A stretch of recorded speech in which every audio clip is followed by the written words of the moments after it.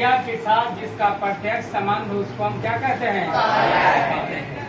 यानी कहने का मतलब है कर्ता और क्रिया एक दूसरा से रिलेटेड संबंध बनाता है तो उसको हम कारक कहेंगे। क्या कहेंगे?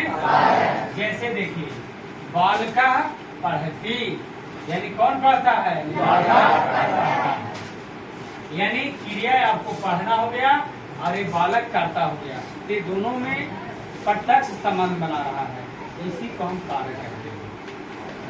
अनुवाद के सुविधा के लिए कारक के 8 भेद या 8 विभक्ति होता है, लेकिन ऐसे अवसर आपको संस्कृत में आपको 6 भेद होता है, जिसमें षष्ठी और आपको संबोधन कारक को यह विलुप्त कर देता है, षष्ठी और अष्टमी। चलिए देखिए, प्रथमा में कर्ता कारक जिसका चिन्ह कर्म कारक को करण कारक से या द्वारा संप्रदान कारक के लिए अपादान से संबंध काके किनारे अधिकरण में पर संबोधन हे हो, जो आपको अष्टमा हो गया। प्रथमा में आपको कर्ता कारक जिसका चिन्ह, द्वितीय में कर्म कारक चिन्ह को, तृतीया करण कारक से या द्वारा, चतुर्थी संप्रदान कारक के लिए, पंचमी अपादान कारक से, षष्ठी संबंध कारक काके किनारे री, सप्तमी अधिकरण कारक में पर, अष्टमी संबोधन कारक हे अरे हो। अब हम पढ़ेंगे कि कर्ता कारक को परिभाषित करेंगे कि कर्ता कारक किसको कहते हैं। क्रिया संपादक कर्ता कारक है। क्रिया को संपादन करने में कर्ता जो कारक कहलाता है, जो क्रिया को संपादन में जो काम करता है उसी को हम कर्ता कारक कहते हैं। जैसे राम है, श्याम है, मोहन है, ये सब कर्ता कारक। कौन कारक है? यानी क्रिया संपादक कर्ता कारक है। क्रिया के संपादन करने को हम कर्ता कारक कहते हैं। दूसरा है कर्म कारक। कर्तरी प्रसिद्धतम कर्म कारक है। कर्ता की अत्यंत इच्छा जिस काम को करने में हो उसे कर्ता कारक कहते हैं। यानी कर्ता को जो काम करने का रहेगा, जो कर्ता को जो मन रहेगा, जो इच्छा रहेगी, वही जो काम करेगा उसी को हम कर्म कारक कहेंगे। जैसे रमेशा पुस्तकम पढ़ती, रमेश किताब पढ़ता है, यानी कि रमेश को पढ़ने का किताब जाहिर इच्छा कर रहा है। क्या पढ़ने का? किताब। तीसरा है करण कारक।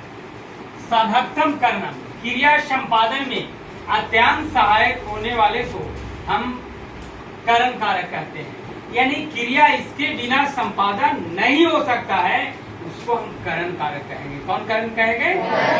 करण कारक कहेंगे। यानी क्रिया उसके बिना संपादन नहीं हो सकता है या क्रिया संपन्न नहीं हो सकता है। जैसे सह मुखेन बदती, वह बोलता है तो क्या चीज से बोलता है? मुंह से बोलता है, मुंह से। यानी कहने का मतलब है कि क्रिया को आपका इसका मुंह की जरूरत है। यही कह रहा है कि क्रिया को संपादन करने में अत्यंत सहायक हो, उसे हम करण कारक कहते हैं। यानी सह मुखेन बदती, वह मुंह से बोलता है। राम है बानेन राम न हतवान, राम बाण से राम को मारता है, रावण को मारता है। संप्रदान कारक। कर्मणि यमि विप्रते सह संप्रदानम, जिसके द्वारा जिसके कुछ दिया जाए या लिया जाए, जो कुछ दिया जाता है उसी को हम संप्रदान कारक कहते हैं। जैसे सह ब्राह्मणाय भोजनम पचती, वह ब्राह्मण के लिए भोजन पकाता है। तो किसके लिए भोजन है? यानी ब्राह्मण को खाने के लिए है। तो ऐसे में आपको संप्रदान कारक होगी। अपादान कारक। ध्रुमे पायो पादानम, दो वस्तुओं के अलग हो या दो वस्तुओं का अलगाव हो, बिलगाव हो, एक स्थान से दूसरे जगह जाता है, तो ऐसे में आपको अपादान कारक होता है। जैसे सह ग्रामात आगच्छति, वह गांव से आता है।